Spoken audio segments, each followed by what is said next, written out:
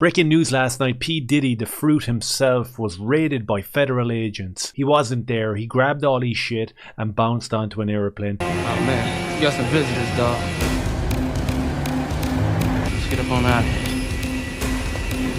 To a country that he can't be extradited from, apparently. Everybody's talking about this story, from Jake Shields to Ryan Garcia, and I find Ryan Garcia's take on this very interesting in terms of what he's had to endure over the course of the last 3 or 4 weeks. All the automaton plebs did their job perfectly, coming after him, calling him crazy, wanting his phones to be taken away and shutting him down. That's exactly what the elites want you to do. You've played right into their hands once more. But that strategy has backfired brutally, because Ryan Garcia is going from strength to strength in terms of how coherent he's sounding from day to day. We're going to listen to him talking on a space last night about this whole Diddy situation. We're going to watch a few clips just to add a little bit of perspective to what exactly is happening with these elites in the music industry and Hollywood, all these places. And we're going to talk about whether there's going to be any sort of vindication offered to Ryan Garcia. Before we get into that, if you could hit like, subscribe and share, I'd really appreciate that. Cheers. Diddy is a puppet. Ryan Garcia reacts to federal agents raiding rapper Sean Diddy Combs' house, linking to an ongoing trafficking investigation. Now, I'm sure that people have done their own research and people know the story, and we will dip into it a little bit in a minute, but we got to be very careful with our wording, because this platform doesn't really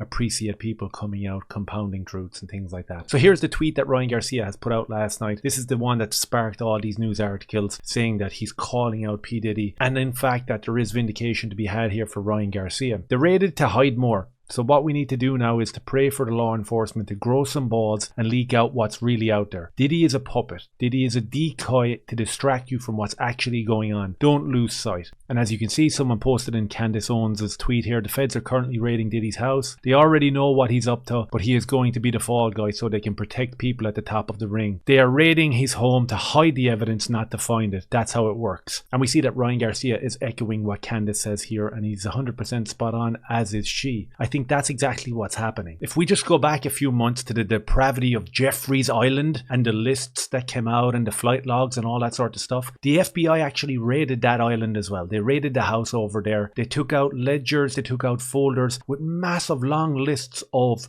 I guess, celebrity mates of his that were on this island, that were engaging in whatever activities were happening over there. So the FBI had all these in their possession, and miraculously and suspiciously, all these ledgers and all these names and all these files disappeared the next day, never to be found again. Is this going to be the case with the P. Diddy situation? Or does he have them on the plane that he bounced out of here on? That remains to be seen. If we jump over here to Ian Carroll, absolutely excellent Twitter handle, covers some unbelievable stuff. He says that TMZ apparently filmed Diddy at a Miami airport today. So he can't have been on a private jet that apparently flew to LA or Antigua or Barbados today after he was raided. So my guess is that he flew a bunch of videos, evidence, maybe assets safely outside of the US.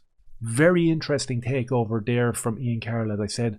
Awesome Twitter handle over there. Let's have a little listen to Ryan Garcia on the space last night. That are constantly trying to search for, you know, what's underneath the scene. Don't let it be a distraction, because you know what they're doing. They're hiding the evidence. There's more shit. You know, they raided so they could hide. They didn't raid to get Diddy. What's Diddy compared to the ones that are really controlling it? Interesting take there, and again, it's not a new take or it's not an original take, and he does go on to say it, that he's not the guy who's originating these ideas, but he is someone who has suffered at the hands of these sort of disgusting, vile pieces of shit. He has come out recently and he said that he has suffered abuse as a young man, and that's why he feels so strongly about P. Diddy and the elites in Hollywood. And these are things that you're not really supposed to talk about. These are the things that get you cancelled. These are the things that get you institutionalized. It's such a vile and disgusting echo chamber between Hollywood stars, music stars, sports stars. It really is a case of, to acquire fame and fortune, you gotta sell your souls to vile pieces of shit like P. Diddy, Harvey Weinstein. And when you scratch the surface, it comes all the way back to who runs Hollywood, who runs the music industry.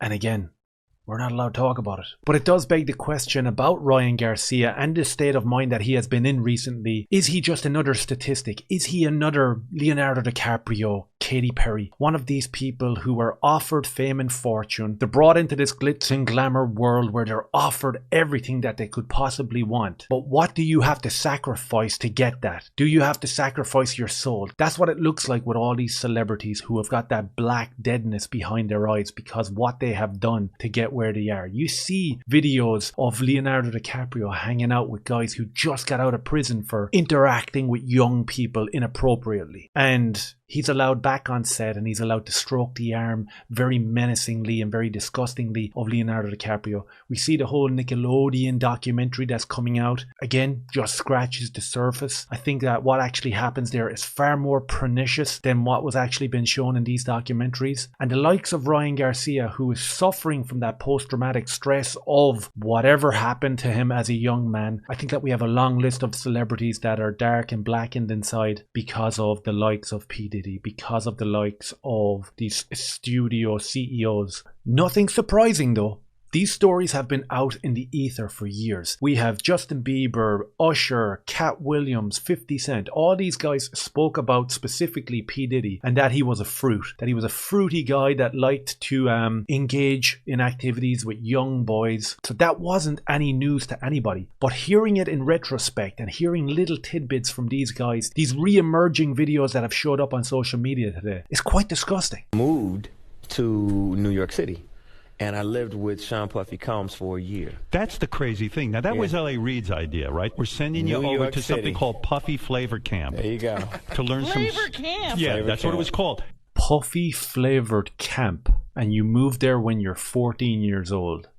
Interesting. Puffy's place was like just filled with chicks and orgying like nonstop, right? No, not really. I Come mean, on. but hey, it was curious. I got a chance to see some things. Yeah, but you were 13. What were you I seeing? went there to see the lifestyle. Right. And I saw it. And it was but I don't know if I could indulge and understand what I was even looking at. It was pretty wild. So nobody it was crazy. tried to, some woman didn't come along. I didn't say that. Okay. I didn't say that. What I did say is that there were very curious things taking place. And I didn't necessarily understand it. And your parents Jodeci, were Mary okay? J. Blige, they didn't know nothing about this shit. Oh. I was having a good time, you know what I mean? Does he have you doing any chores? Are you doing dishes at all? I mean, to keep you humble somewhat? Or are you just like, can you stay up till 4 in the morning with them and party? I mean, I could. I actually stayed up longer than them.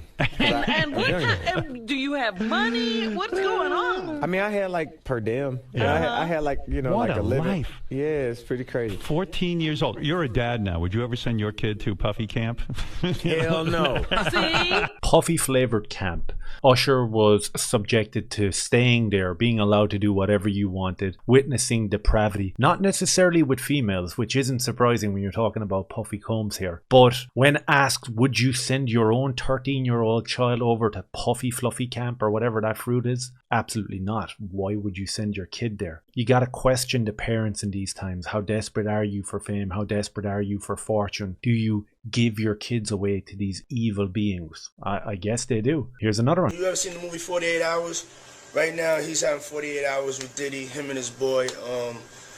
They're having the times of their lives, like where we hanging out and what we doing.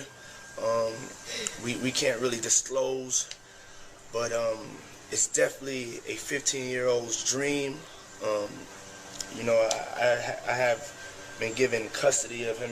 He signed to Usher. I'm signed to Usher. I had legal guardianship of Usher when he did his first album. I did Usher's first album.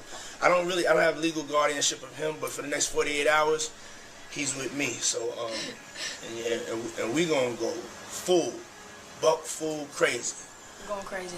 What exactly does buck full crazy consist of? What exactly does it mean to not have guardianship of a 14, 15-year-old kid, but you've been given him for 48 hours? And the kid is looking just like starry-eyed at this big celebrity. He doesn't know what's going to happen. He doesn't know there's going to be hidden cameras. He doesn't know what he's going to be subjected to. But you can tell if you jump forward like 10 or 15 years to where we see Justin Bieber now, he finally reaches a state of solace where he's found God and he's found Jesus. This comes after years and years of abusing alcohol and drugs to try hide something, to try nullify some sort of pain that might have happened in his past, but we don't know what it is. Time where I was sipping lean, I was popping pills, I was doing Molly, shrooms, everything. And It was just an escape. But we can kind of guess what that consisted of. I guess he's remembering back to the 48 hours going buck wild with Fruity Combs.